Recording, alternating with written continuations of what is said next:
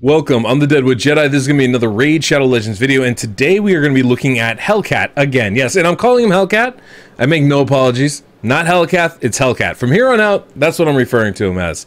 So we're going to be looking at Hellcat in another unkillable team. Now, just like the one I showed previously, this is going to be basically a replacement for Warcaster in this build I'm going to be showing you today. But, you know, you can use Hellcat in pretty much any team that already has a tower or a Warcaster or a Sir Nicholas in it. He brings the same abilities. He brings a block damage skill for 2 turns on a 4-turn cooldown when booked, and that's what you need. So I'm just saying, like, you know, even if I don't showcase the comp, you can go to my website deadwoodjedi.com, find a comp that has a tower, that has a Sir Nicholas, that has a Warcaster in it, and basically just substitute Helicat in there for it. And I think it's going to work just fine. So the Hellcat's pretty versatile, I would say, for clan boss. Now, for this particular team, this is a really smart team that I didn't come up with, but was showcased a long time ago, actually, by Scratch, but it's a really, really good team. It's called the Dark Knight comp. And basically, the reason why I call it that is because it's got Seeker, right? So you kind of got that Batman element, and then you've got Renegade in here to reset cooldowns, and it makes it really smart. So you can actually run that team with just a Warcaster, and then you need someone to tank the stun. Well, with Hellcat, we don't need someone to tank the stun. We don't need a Skull Crusher or a Torture Helm or somebody ridiculous in there.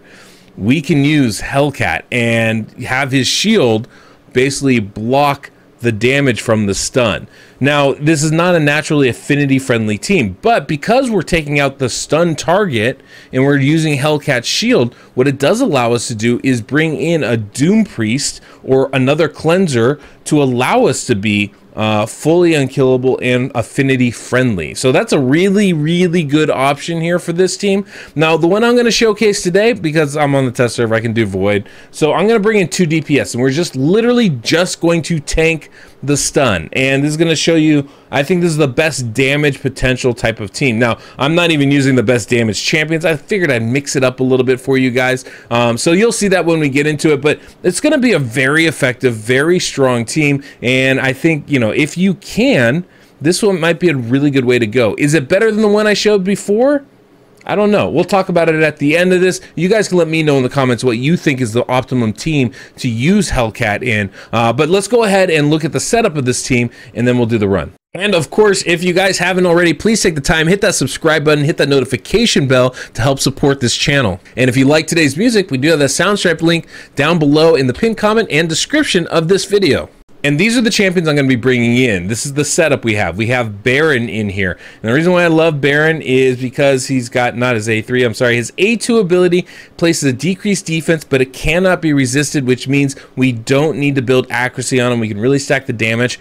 He's not the best clan boss champion generally, but he's pretty good. We'll see how his damage goes as we watch this comp here. The other champion we're going to be bringing in today, we're going to be having Kreela in here. She's obviously going to give us ally attack and it gives increased attack, increased crit rate. Really good champion for clan boss. And if I had a Farrakhan the Fat, I'd probably be using him, but I don't have him on my account, so we're going to make do with Kreela. We also have, obviously, Renegade, and Renegade's whole purpose here is to reset our cooldowns. This is how we can get Hellcat to block the damage for both AoEs, because Renegade's going to reset the cooldown after the first block damage, allowing Hellcat to place it again, which actually works out perfectly with his kit because it's also going to enable the shield to be placed right before the stun. So it just works out perfectly here. And then, of course, we have Seeker on this team, giving us that turn meter boost. And then very last, we have Hellcat. We're going to be utilizing that block damage ability to stay unkillable, and then we're going to be utilizing the shield to survive the stun as well. Okay, so as we jump into this run, I do need a manual just a little bit to start, because my Renegade has a fully booked A3 skill, so it's on a 5-turn cooldown. This does work with a fully booked Renegade, but if you don't have a fully booked Renegade, if you can get that A3 to a 6-turn cooldown, this can be a full auto type of run. Now, because of that, what I need to do is basically, with Renegade skills, I can full auto this first turn. That's not gonna be the issue. The one thing with Renegade, we are going to, with the A3 skill, is we are going to prioritize the A2 ability, right? So that's on a 3-turn cooldown. So basically, if we can prioritize that, that can trick her A3 into being on a 6-turn cooldown, so it works. That's why I said we're going to have to manual just a little bit here, though, to get it set up. And basically, what I need to do is this next attack from Renegade, I need to be the A1 skill. And then once we do that, we're good to go. So, okay, A1, and now I can click auto, and it's gonna work fully from now till, I don't know, turn 50-ish, right? It should anyway. Obviously, we don't have great defense on our DPS champions because they're built with DPS, but we don't need it. With the massive shield from Hellcat, it's gonna work out perfectly. And you'll see, obviously, we're not gonna be fully in sync this first cycle, but right after this first stun, we should be pretty close to being fully in sync, I believe. And basically what's gonna happen, we should have the shield go up right here in just a second, and that's going to block this stun. There goes the shield. Here goes the stun hit. Hits Kreela, no problem. She takes a stun, perfectly good. And then everybody else is going to take their turns. We're going to go through this first AoE. We're going to get that block damage again from Hellcat right here in just a moment. I think Renegade and Kreela need to go. There it is, and block damage. Oh, ally attack, it's a really nice skill. Yep, loving it. And here goes that block damage, perfect. So now we're blocking the damage from that first AoE. Now we have to reset that skill, right? 4-turn cooldown, we just took it. What's gonna happen is Renegade's gonna use the reset right there. It's gonna allow Hellcat to use the shield, and then gonna use that block damage right after to keep us alive. And then what's gonna happen, the great part about this is because we use that shield first, we're going to use this block damage right here, right before this second hit. Boom. Now, that shield is going to just perfectly come off cooldown right before the stun. Also, we'll lose that block damage right before then, so he'll have increased defense, making his shield even bigger. That passive ability of that block damage skill, that A3, is actually coming in very, very handy. Now, as far as the stun goes, we do have to be careful about who's going to, right? You'll notice everybody has increased defense. That's why Baron can take the stun right there. And that's because that block damage leaves us. So it's really important that we understand those kind of mechanics that are going through here. Everybody will have increased defense though. Seeker will, everyone will, because they're all taking 2 turns, Seeker's case 3, losing that block damage on that second turn, they'll still have that increased defense ability up, so we're able to take the stun wherever we want to. So if I'm going to make this affinity friendly, I'm going to want to make sure that I have at least a neutral, if not weak, affinity champion in one of those DPS slots. The ideal thing would be to have a green affinity champion and a blue affinity champion.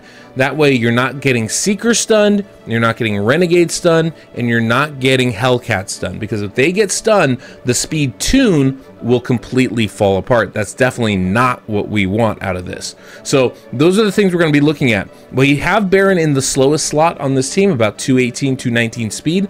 If I really want to make this affinity friendly, I would bring in a Doom Priest into that slot. I could also bring in somebody like a Bad Alcazar into that slot, and that could work just as well. But, you know, it's going to be a little tricky bringing somebody like a Bad Alcazar. Actually, I'm sorry, I tried Bad Al. Didn't work because the way the cooldowns happen with the Renegade's reset, Bad Al won't have the cleanse ability available for the affinity, right? Even though he's going first in the turn order, it resets the skill, and so he's using it 1 turn too early. So you kind of gotta make sure you have the right champions in here. Pretty much Doom Priest is your go-to for this.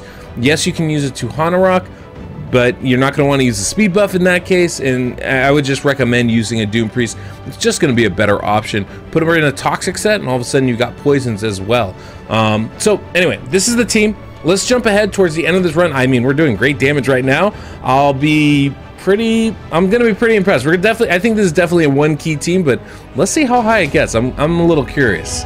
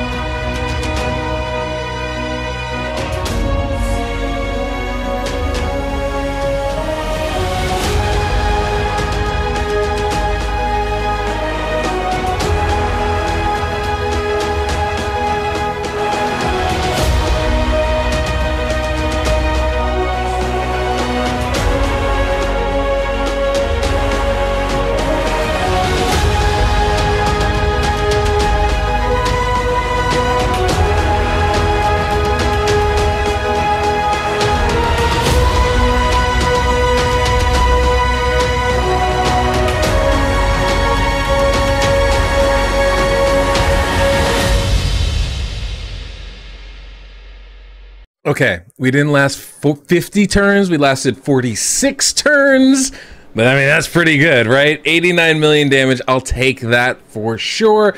And to fix this, to get to a full 50 turns, it's not going to be hard to do. I mean, it's not just quite simply, it's not going to be hard to do at all. What do? We build more defense on Hellcat. We build more defense on Baron to take those hits on that stun. I mean, really only needed to survive that last stun and one more. So it doesn't take a lot to get there. In fact, you know, if we really wanted to, we could just use a defensive-based champion. You know what? A great champion that would be good for this? Kyoku. Not because we actually want her to use all of her abilities, just because, you know, she hits hard. So we could just have her hit hard. Doesn't even have to use the ally protection ability. In fact, you wouldn't want to. We could use Rosin for this. I think that would be an amazing champion for this. Defensive base to take those hits. But you don't need a lot of defense to survive with that massive shield. You really don't. And if we really wanted to, we'd just build more defense on Helicat. The problem, though, is at these speeds, it's hard to get that defense super, super high. And that's the struggle. Hellcat has a passive ability that gives him more defense when people have block damage up, but because of the way this comp works, that shield is going up without that bonus from the block damage abilities, right? So there's definitely some things we could do to tweak this to make it work for a full 50 turns, I think. I don't actually anticipate that being very hard at all, but, you know, it's obviously... I mean, I don't know. There's plenty of time to get you that one key if this is what you want. But you can see why I'm also like, I don't know, is this better than what I showed before? I'm not really sure. But let's look at the champions, and we'll talk about that in a minute. So we can look at these champions in order of the speeds that we use. So let's go ahead and start here with Baron. Now you can see we got a bunch of offensive sets on him, but basically the stats are thus. We have a boatload of attack on him, crit damage, all that's great. We have them at 219 speed, and that's where you're going to want to be. 218 is about the slowest you can go. You can go up to like 225, I think. I don't think that's going to be a problem, but definitely test in the calculator to make sure. Now, the big thing we got to pay attention to, because he's taking the stun, is the HP that he has and the defense that he has. The attack for the stun is based off of your max HP on that champion. So we have 32,000 HP on Baron. If we lowered that to, say, 28,000, he would take less damage from that stun, and that alone would probably be enough. We could, you know, if we can tweak the banner, the ring, you know, even some of the regular set pieces we have to make that number drop down a lot, that would be a big help, right? This is one of those places where a full Great Hall probably isn't helping you, actually. On the other side of things, if we have his defense, that's the only thing really mitigating the damage, is the defense and that shield. So we have him at 2,400 defense, actually pretty high. If we bump that up, maybe 2,600, 2,700, 3,000 even, all of a sudden that becomes a much better number, and we're going to be mitigating more damage, and he'll again probably survive to 50 turns. So little tweaks to this champion and his skills and abilities will make a massive difference. I think the biggest difference, though, you will probably get more bang out of your buck by dropping the HP rather than trying to build up the defense. I think that's going to be better for you. For the masteries with Baron, we went down the offensive tree and the defensive tree. I would not have minded going down the support tree. One thing that we didn't have was increased or decreased defense up for the full fight, especially after the stuns. And so when he was trying to heal up with his life drinker mastery, which I think is very important, especially on your stun target, it might have been, we would have definitely healed up more if we had had that, probably healed up to full, and then again we probably would have survived the full 50 turns. So there's definitely a few different ways to adjust your build and what you're bringing in to get a better result. If Baron wasn't putting up the decreased defense or kept it up 100% of the time, I would have felt much better about the potential results that we got out of this. Okay, the next fastest champion was going to be Kreela Witcharm. Great champion, obviously really good, hits very hard. You saw a lot of ally attack when you can see we have her in Relentless gear. Fantastic for this type of a team. Because we're putting up a block damage and the shield fresh every turn, we can run Relentless, and we're not relying on speed buffs, we're relying on turn meter boosting instead. So Relentless doesn't hurt us whatsoever in this type of a build. You can see the stats we have on her, very similar to what we had for Baron. Obviously a lot less attack, and thus we're getting a lot less damage out of the build, but we're also going a lot faster at 244 speed with Relentless gear on. As far as the masteries go, we're going down the offensive tree and the defensive tree again. Because we are tanking the stun, I try to put everybody with deterrence so we can get some free counterattacks in. And then we have Renegade. Now, this is obviously what I have. You'll notice there's an Immortal set on Renegade. And let me point out why really quickly. This A3 skill, Sacrificial Ritual, while it decreases the cooldown, it also gives damage to this champion equal to 30% of their max HP. Now remember that. It's going to come up in a moment when we talk about the masteries. But this will happen even if it kills this champion, so you got to give her some kind of healing or she's just going to drop way too low and won't survive. Now you could try to have Renegade tank the stun, which would be fine if you drop her HP super low. But we'd have to make sure that Rhymehide's shield is massive, that her HP is incredibly low, and that her defense is incredibly high so that the shield never breaks, because eventually she's going to be pretty close to 0 health. And that's actually why the Immortal set I think is so valuable with Life Drinker. It ensures that we always have some HP on her, and she was able to stay over 50% HP for the whole fight.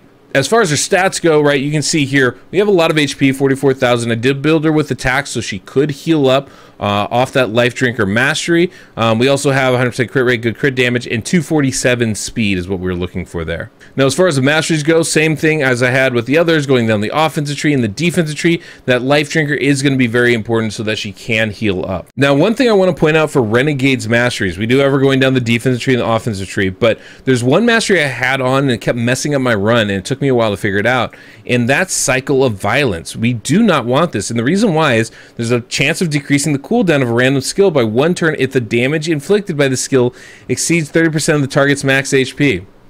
Do you remember what we were talking about? Cooling down her ability and killing herself by 30% of her max HP?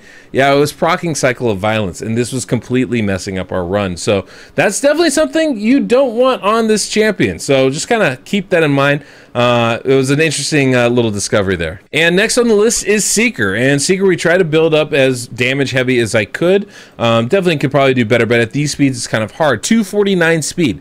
Definitely need, that's the kind of the minimum speed you need for Seeker there. These are basically Batman speeds, so any Batman team, you can basically plug these speeds and it's going to work the same way. But almost 4,000 attack, good crit damage, 249 speed. And as far as masteries go, we have the same masteries. And then we have the Hellcat. Now you'll notice something interesting. I did put Guardian gear on Hellcat. Just, I figured something little to help, you know, absorb some of that stun damage wouldn't hurt, and it seemed like it was kind of important as we didn't even survive the full 50 turns. We came close though. But you'll also notice that I kept the damage on him, and I think really ideally you're building that defense even higher. We had 5100 defense, which was good, but without that bonus from the block damage buffs being on everybody, it's not as high as we really want. So definitely I feel like we could build that higher as we go through this, right? 5100 was good, but I definitely feel like we could do more with that. And so, you know, not too bad though. We got the accuracy, we got the speed, we do have a fair good amount of defense and plenty of damage, as he still did 14 million. As far as the masteries go, we went down the offensive tree as well as support tree, mostly just for some extra accuracy, extra speed, and then obviously to get that master hexer bonus so that the you know, the debuff stays on a little bit longer. So that's the team. Not too shabby. I was actually pretty happy with that. Now, you know, a couple things you got to look out for. Obviously, that mastery, a Cycle of Violence on I think it's called Cycle of Violence on Renegade. Got to be careful with that. It's going to mess things up. Also, obviously, got to get the timing of the cooldowns of the skills to work out right. And that was a little bit tricky for me to figure out, but now you guys have that information. The defense and the HP level of your stun target is going to be really important, as well as obviously the defense for Hellcat. That's going to be very vital. And making sure that they can heal up enough. You know, if we had put one Immortal set on Baron, I think we definitely could have lasted another turn than we did, just by getting some little ancillary healing as you go through that fight. There's little things like that you can do to help, you know, progress these kinds of teams. But if you can survive 40 turns going at a 2-1 ratio, you're going to do pretty good damage as it is, and then it just becomes optimizing a little bit more so you can do a little bit better. Now, obviously, if we're going against Affinity, right, going against Spirit specifically, we do need someone to cleanse that stun, right? Or, I mean, potentially block the debuff. Now, you can definitely get someone to block the debuff, right? Because Renegade cooled down those skills, we're able to get, you know, I think we can time that so we can block the debuff as needed. But I think the best bet honestly is to go Doom Priest to cleanse it every single time, and you don't have to worry about it. Doom Priest does decent damage. You can put a Toxic set on and get a little bit more out of it, and then you're really rolling with one DPS champion that you can have in Relentless set. Now, obviously, the Doom Priest would have to be in that slow spot, just like you would with any cleanser.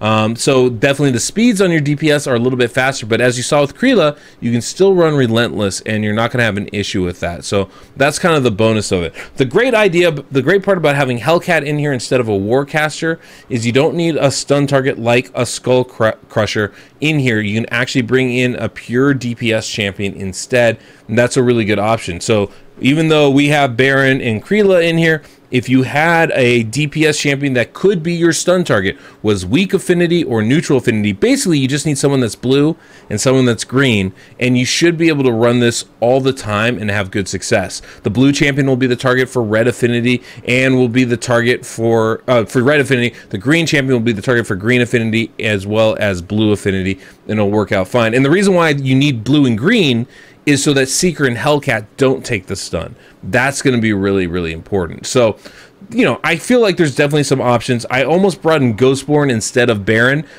so I would have that green-blue combination there, but it was just kind of, you know, I figured I'd mix it up a little bit, try something a little different here. And then obviously with the Doom Priest, it doesn't really matter who takes a stun, as long as they have enough defense to survive. In fact, Hellcat would probably be the ideal champion because he has so much defense on his kit as it is. So there's definitely some options there as far as ways to go about doing this, ways to build these teams out, and yeah, I don't know. I thought it was pretty fun and pretty cool. So hopefully you guys found this interesting. You know, I think there's so many different approaches to this. Now, one of the questions that I was asking is this better than the other team I showed?